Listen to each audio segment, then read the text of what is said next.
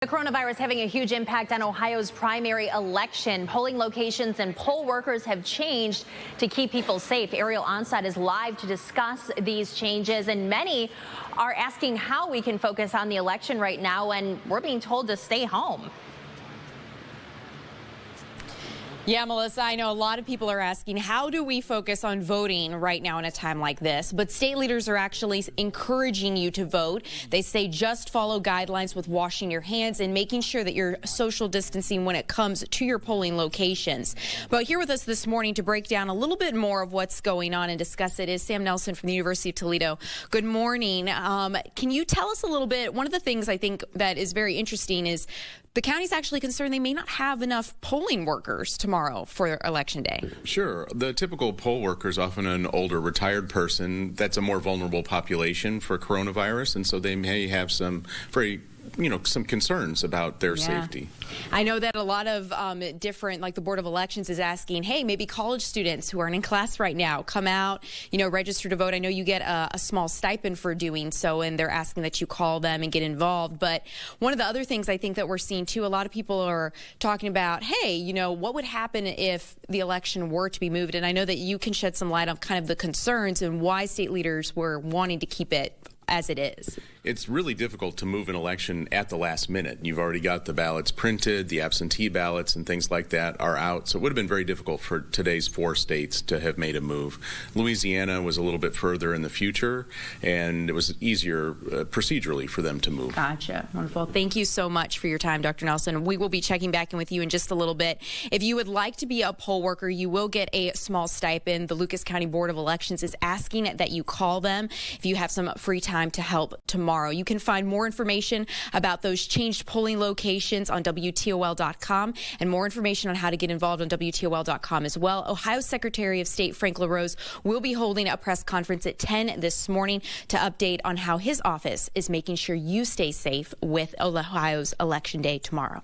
Reporting live, I'm Ariel Onstott, WTOL 11. While most of us have been told to stay home, however, there is a primary election happening here in Ohio tomorrow, and polling locations and poll workers have changed to keep people safe. Ariel Onstott is live to discuss some of the impacts of this election, and many are asking how we can even focus on an election right now, but everything seems to be moving forward at this point.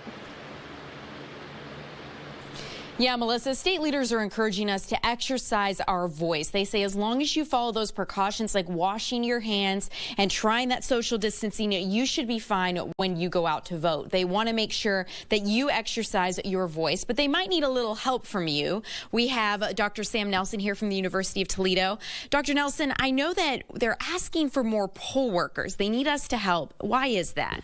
It's largely because poll worker volunteers are largely retired older people who are in more of a vulnerable position related to coronavirus and maybe worried about their own health. Yeah, absolutely. I know that there's also a stipend being offered to help entice people. I know that's something that happens sometimes, but they really want young people even to come out, especially now that UT and other universities are closed. It might be a good opportunity for college students. There's college students all over the state. Some have gone to their home counties and are spread at universities across the state. And it's a great opportunity to do something publicly oriented with some time maybe that's been freed up by cancellation of classes. Awesome. And I know that another thing, too, that state leaders were saying is that this doesn't really apply to mass gatherings. Going into a polling place is quick. You place your vote and you leave. You're only there for a couple of minutes. You're by yourself. You don't talk to other people except when you sign in, and they can take precautions for that part of it. It's a very brief interaction. It's not like being in a bar for 2 hours. Absolutely. Thank you so much for your time, Dr. Nelson. WTOL will continue to keep you updated as the situation unfolds with elections and the coronavirus. Secretary of State Frank LaRose is holding an update press conference at 10 this morning, talking about some of the precautions they're taking to keep you safe at the polls. We will continue to bring you all the latest as this situation changes. Reporting live, I'm Ariel Onstott, WTOL 11.